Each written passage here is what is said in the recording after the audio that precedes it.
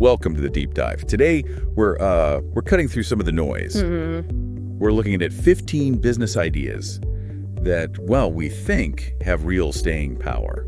Not just trends, ideas with good income potential for, say, 2025 and, beyond. We're talking long haul here. Right. Forget those fleeting fads. We've looked at a bunch of sources to find models that are, sustainable, lower risk, hopefully. And we've aimed for variety, so yeah, hopefully there's something in here that clicks with your own skills, maybe your passions. That's the idea. We're not chasing viral hits. It's about resilience, understanding why these models work long term. Okay, so let's dig in. First up, online education platforms. Seems almost foundational now, doesn't it? It really does. People are always learning new things. Yeah, like your neighbor wanting to learn guitar, or that colleague diving into coding or baking sourdough. That's a big one. And what's interesting is the move towards really specific niche skills. Technology changes fast, so people need targeted knowledge. Right. And you've got choices, right? Build your own platform, total control, or use something like Teachable, Thinkific, maybe Udemy, to tap into their audience. And the passive income potential. Yeah. That's the hook for many, isn't it? Good content, good marketing. And it can theoretically make money while you sleep. Well, yes, theoretically. It takes serious upfront work creating the content, the marketing push. Sure, it's not just uploading a video. No. And increasingly, it's about building a community around the courses, too.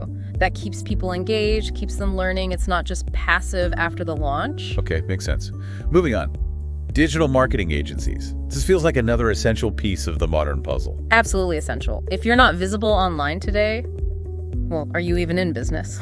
Good point. So there's constant demand. And it covers a lot, SEO, making sure you show up in searches, social media strategies, creating content people actually want to read or watch, email marketing. It's about driving traffic, yeah, but also understanding the data, right? The analytics, and building that brand online. Exactly. It's not just about presence, it's about strategy. Yeah. Understanding the customer journey, using data to make decisions, actually converting interest into sales.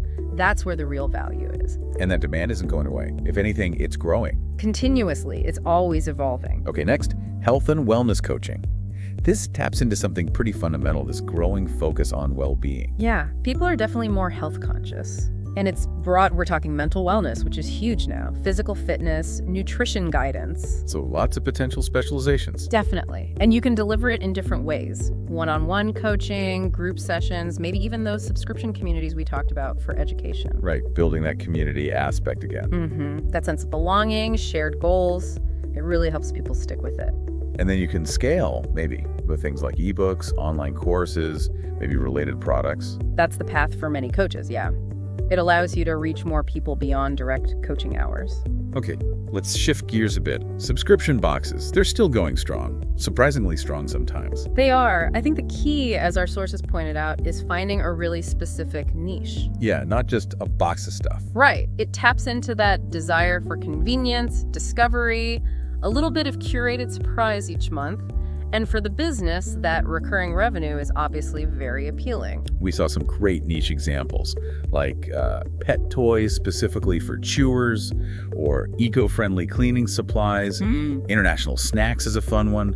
Skincare for specific issues. The more focused, the better it seems to work. It shows you really understand a particular audience. So finding that sweet spot between passion and an underserved market. That's the goal. Identify a group with a specific interest, a specific problem, and offer a regular, curated solution. All right, e-commerce.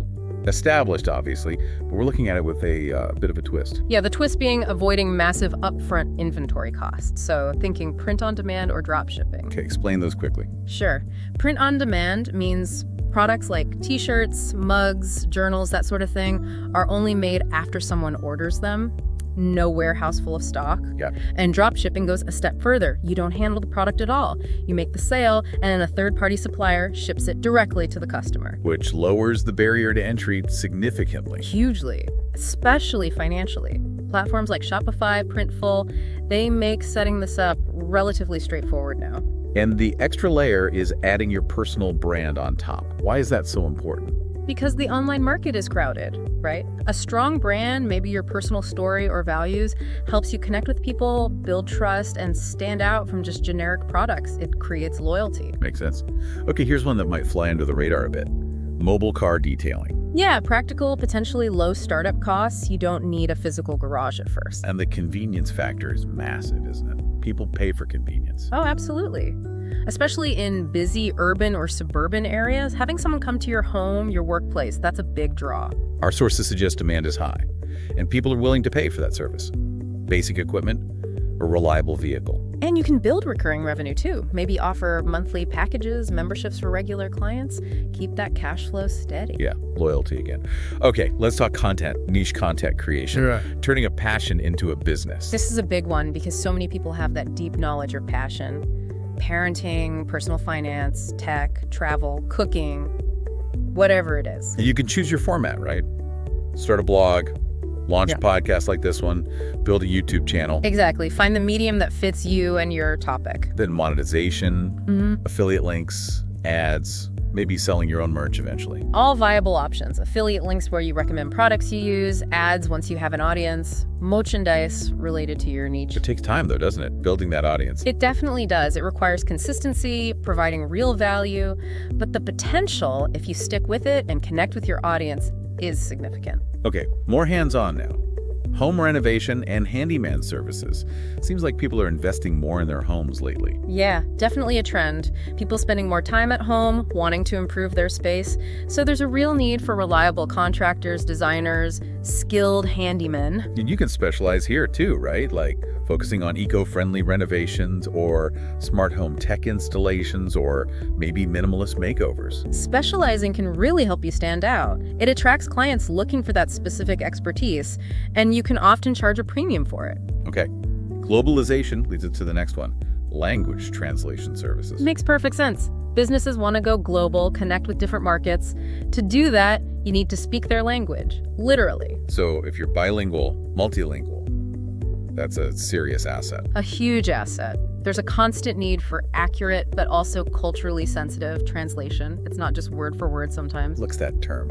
Localization. Exactly.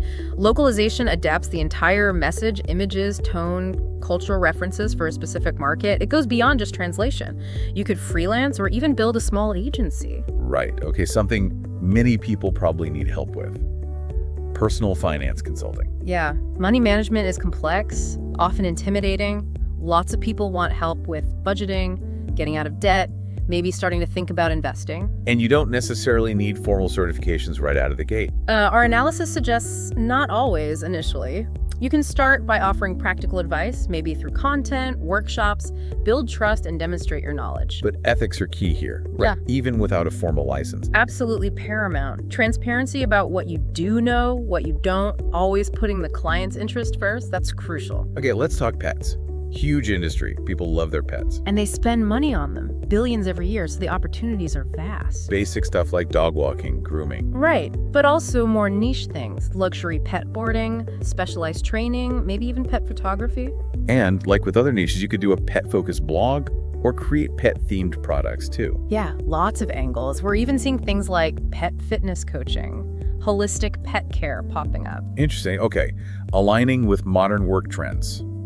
Remote team solutions. With so many companies embracing remote or hybrid work, new challenges pop up. Like what?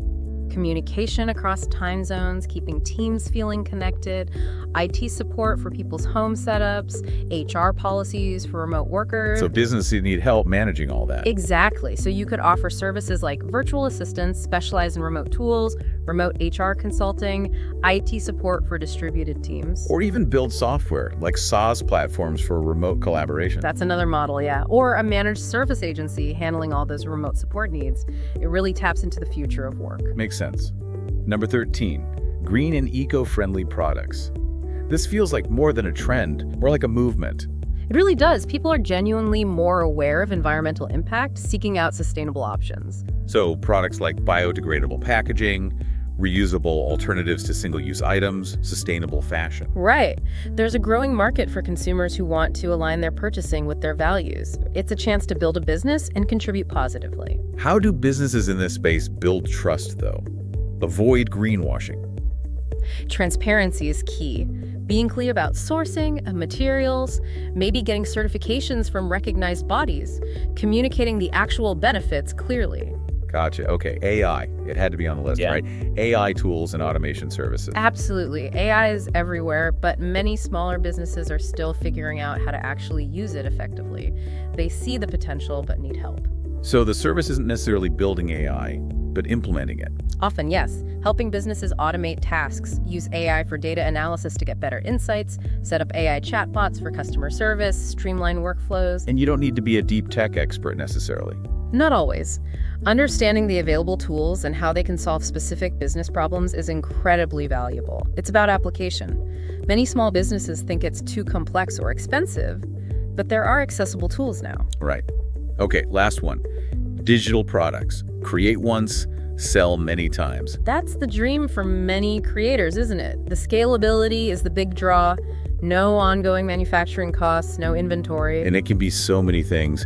Ebooks, templates for documents or websites, stock photos, music tracks, little bits of code, digital planners. Yeah, a huge range. If you have a skill or knowledge you can package digitally, there's potential. The key is creating something genuinely valuable and then figuring out the marketing. How do you stand out there? It feels crowded. Finding that niche again helps. Building an audience through other content, maybe an email list. Using targeted ads effectively, providing real value so people talk about it. Okay, so that's 15 ideas. It's a pretty wide range, from very digital to very hands-on. A real mix.